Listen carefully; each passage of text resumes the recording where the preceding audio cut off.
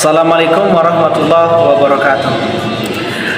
Baik, di sini saya akan mencoba menjelaskan tentang apa itu kurikulum dan apa penyebab terjadinya atau apa sebab adanya pengembangan kurikulum.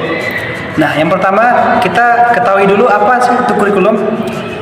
Pengertian kurikulum menurut Undang-Undang Nomor 20 Tahun 2003 ya, tentang Sistem Pendidikan Nasional menyebutkan bahwa kurikulum ialah seperangkat rencana dan pengaturan mengenai tujuan, isi, dan bahan pelajaran serta cara yang digunakan sebagai pedoman penyelenggaraan kegiatan pembelajaran untuk mencapai tujuan pendidikan tertentu.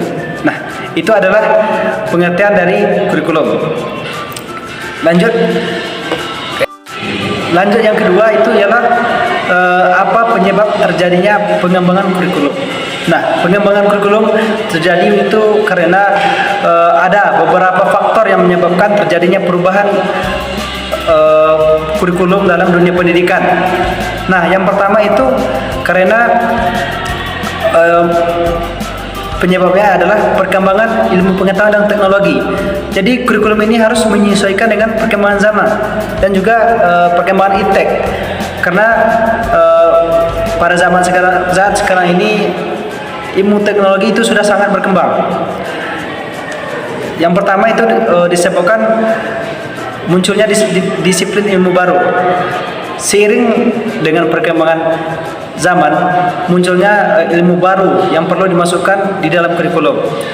Yang kedua, itu perubahan metode pembelajaran. Adanya teknologi seperti AI, Big Data, dan pembelajaran online itu menuntut perubahan metode pembelajaran yang lebih efektif dan efisien. Baik, faktor yang kedua berarti itu perubahan kebutuhan masyarakat. Nah, yang pertama itu disebabkan karena perubahan tuntutan dunia kerja. Jadi kurikulum ini juga harus menyesuaikan dengan kebutuhan dunia kerja yang terus berubah-ubah. Yang kedua itu karena perubahan sosial dan budaya. Itu perubahan nilai-nilai sosial dan budaya juga mempengaruhi isi dan tujuan pendidikan. Itu faktor yang kedua. Faktor yang ketiga itu karena perkembangan peserta didik. Nah, ini juga ada bagiannya. Yang pertama itu karena perbedaan karakteristik peserta didik.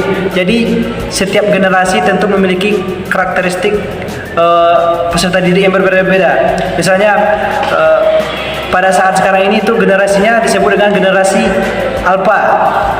Itu dari 2011 sampai sampai sekarang. Dan generasi sebelumnya itu juga generasi disebut dengan generasi Z. Nah, jadi kurikulum ini harus menyesuaikan dengan generasi-generasi yang ada. Yang kedua itu karena ada untuk meningkatkan kesadaran dan keberagaman. Jadi kurikulum ini harus mengakomodasi keberagaman peserta didik baik dari segi budaya, agama maupun kemampuan. Itu faktor yang ketiga. Faktor yang keempat itu evaluasi terhadap kurikulum yang berlaku. Nah, yang pertama itu disebutkan karena hasil evaluasi yang tidak memuaskan. Jika hasil evaluasi menunjukkan bahwa ada kurikulum yang sebelumnya itu belum efektif, maka diperlukan pengembangan agar kurikulum yang dilakukan ada pada saat itu menjadi efektif dan efisien. Yang kedua itu karena munculnya temuan-temuan baru dalam penelitian pendidikan. Itu adalah faktor yang keempat. Faktor yang kelima itu perubahan kebijakan pemerintah. Nah, itu yang disebabkan juga yang pertama itu karena perubahan regulasi pendidikan. Yang kedua itu karena tanggapan terhadap isu-isu global. Kurikulum ini perlu disesuaikan dengan isu-isu global seperti perubahan iklim, pembangunan berkelanjutan, dan inklusivitas. Yang keenam, faktor yang keenam itu perkembangan filsafat pendidikan. Nah, perkembangan filsafat pendidikan juga merupakan salah satu faktor menjadi penyebab mengapa kurikulum itu terjadi pengembangannya. Yang pertama itu karena perubahan paradigma pendidikan, perkembangan pemikiran tentang tujuan pendidikan dapat memicu perubahan kurikulum. Yang kedua itu munculnya pendekatan pembelajaran.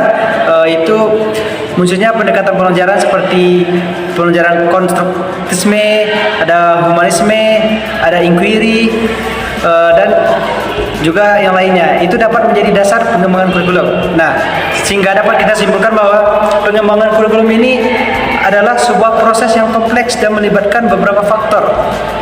tujuan adanya pengembangan kurikulum ini ialah untuk memastikan bahwa pendidikan yang ditempuh pada saat itu pendidikan yang relevan, yang berkualitas dan mampu menghasilkan lulusan anak yang siap menghadapi tantangan masa depan.